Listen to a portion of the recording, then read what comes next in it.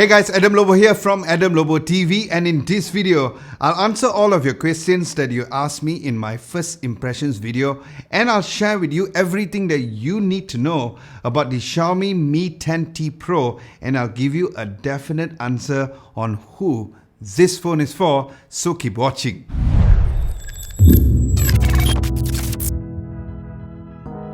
Now, since I've already done the unboxing, let's dive into the specs of the phone. The Xiaomi Mi 10T Pro comes with a Snapdragon 865 chipset with the Adreno 650 GPU. In Malaysia, it comes with 8 gigs of RAM with 256 gigs of UFS 3.1 storage, and it's shipped with Android 10 with MIUI version 12. Now, the Mi 10T Pro comes in 3 colors for you guys to choose from. The one which I have is called the Cosmic Black, and it also comes in Luna Silver and Aurora Blue. Looking at the phone's design and build, at the back it is made of glass, which is Corning Gorilla Glass 5, where the device was a bit thick but certainly not as heavy as some has mentioned in my comment section on how you need big biceps and pecs to carry the phone. So no. Overall, it did look and feel like a premium flagship phone, and no, it's not heavy, Shaq Daniel. Then the rear cameras are placed towards the left with a quite huge camera bump due to its main large lens, and yes, due to this large camera bump, it will wobble quite a bit if you place the phone and type it on the surface. Then the frames are made of aluminium, and then the front has a flat screen display with the hole punch camera on the top left. And since the phone has no AMOLED screen, so there is no in-display fingerprint sensor, so Xiaomi went with the faster side-mounted fingerprint sensor option instead. Now, as for the phone spots and buttons, the volume rocker and also the power button with the integrated fingerprint sensor is on the right. Then down below there is the USB-C port with one of the 2 stereo speakers, which was nice. One is available down below and the other is at the earpiece area, and then there's the SIM card slot with no micro SD card slot expansion. Then on top of the phone, you'll find the IR blaster over there. As for the phone screen, the phone has a 6.67-inch IPS LCD display with a resolution of 1080 by 2400 pixels with an aspect ratio of 20:9. Now, although I am used to an AMOLED screen daily, I did not find any issues using the phone as my daily driver, especially when watching videos on YouTube and Netflix as well. The HDR10 certification did also help to watch some high dynamic range content as well, and of course, the really high refresh rate of 144Hz made multitasking and scrolling daily on the phone very seamless and smooth indeed, so that was surely a huge plus. So there is your answer, Gabriel Lance Morael, Muhammad Amin, Tidak Hotmail, and Kevin Andrew.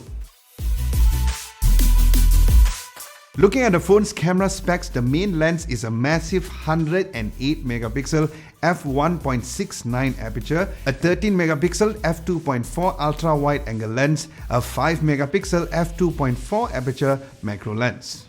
Then the other 2 circles are the ambient light sensor and also the flash as well. First, looking at the dedicated 108 megapixel mode, it was great as expected, but as usual, I would recommend using this mode only if you really need to crop into the pictures accordingly, especially since there is no micro SD card slot expansion, but the 256 gigs of storage might be sufficient, so use it wisely. Then as for the regular shots, gone are the days of always needing to install the Gcam app for Xiaomi phones, as the image processing for the native app looks great with great balance of color and saturation as well. Then as for the camera's zooming capabilities, it allows zooming up to 30 times, where it looked very decent as you guys can see. So there's your zoom test, Akmal and Sami Alotaibi. As for the portrait mode, there is a huge improvement on this, where the edge detection for Xiaomi phones usually was only great at a very close distance, but that was not the case now, as it works great even if the subject is further away. Then the ultra-wide lens is still one of my top 2 favorite ultra-wide lenses on any smartphones out right now,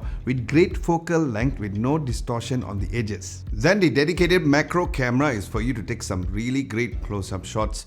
This is a lens which I hardly use, but it's great that there is this kind of option. As for the outdoor night shots or the night mode, it also had the right balance of highlights without really overexposing those night lights. Then looking at the phone's front camera, it has a 20 megapixel f2.2 27mm wide lens, But looking at the regular shots, it looked great without any softness on the images and a very true to life skin tone colors. And once again, the portrait mode on the selfie camera was hugely improved with the amazing shallow depth of field with the subject and the background blur as well.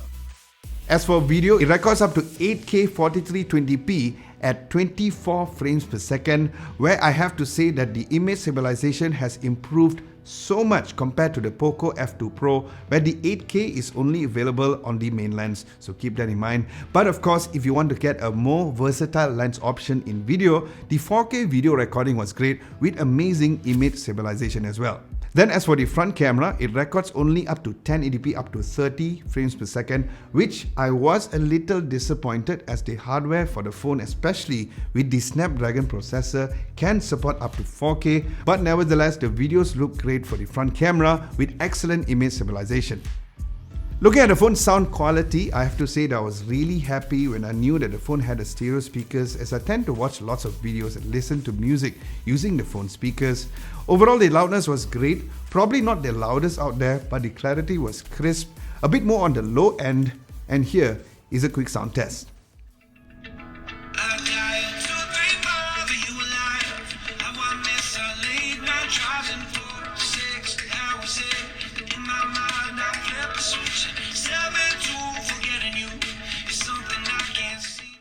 Anyway, if you guys are enjoying this video so far, and if you are new and you like this kind of videos, don't forget to give this video a nice big thumbs up and subscribe to Adam Lobo TV if you haven't done so. That would be very much appreciated.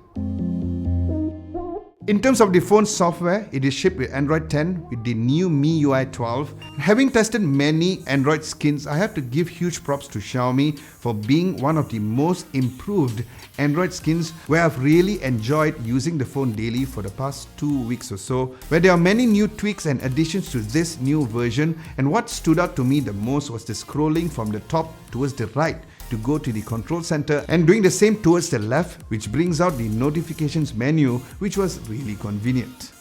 And yes, as mentioned, with the 144Hz refresh rate, using the phone daily when it comes to scrolling, multitasking was a really refreshing experience as well.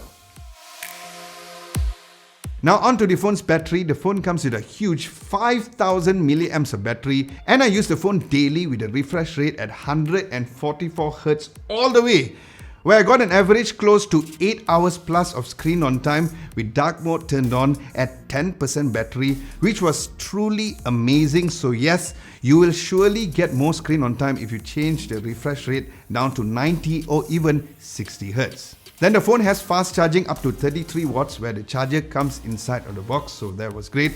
Now I did not wait all the way till 100% to charge the phone, but a 30 minutes of charge from 0% gave me about 63%, which was great for a 5000 milliamp size battery. And also worth mentioning that the phone does not come with wireless charging, so keep that in mind.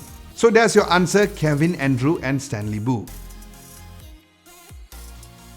In terms of gaming, since it comes with a high-end processor and 8GB of RAM, there weren't any issues while playing games, and since Xiaomi has always known to have great thermal management for all of their smartphones, this phone did not have any overheating issues as well, especially for any times where it did get a bit warm, but it did not slow the game down, so that is great news for all you gamers out there. So with all of this, the real question is, who is the Xiaomi Mi 10T Pro for? Well, if you're looking for the best bang for the buck smartphone, which comes with all the right features that are as close as it can get to other premium flagship phone, then yes, this phone is for you. My biggest plus about the phone is the amazing battery life, and most importantly, when using the phone daily, felt really snappy, especially with a high 144Hz refresh rate, despite its tiny drawbacks like not having an AMOLED screen, no front 4K video camera, and also no wireless charging. To me, it is still a phone which you will surely get more than what you pay for. So there's your answer, my Casper. Now as for the phone's price here in Malaysia, it is going for only 1,999 ringgit for the 8GB of RAM with 256GB of storage, and I'll leave links down below for you guys to get yourself one. Alright guys, with this, do let me know what you guys think of the Xiaomi Mi 10T Pro down at the comment section below. Would you guys get it?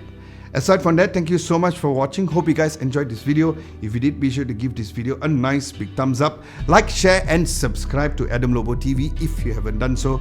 My name is Adam Lobo and I'll catch you guys in my next video.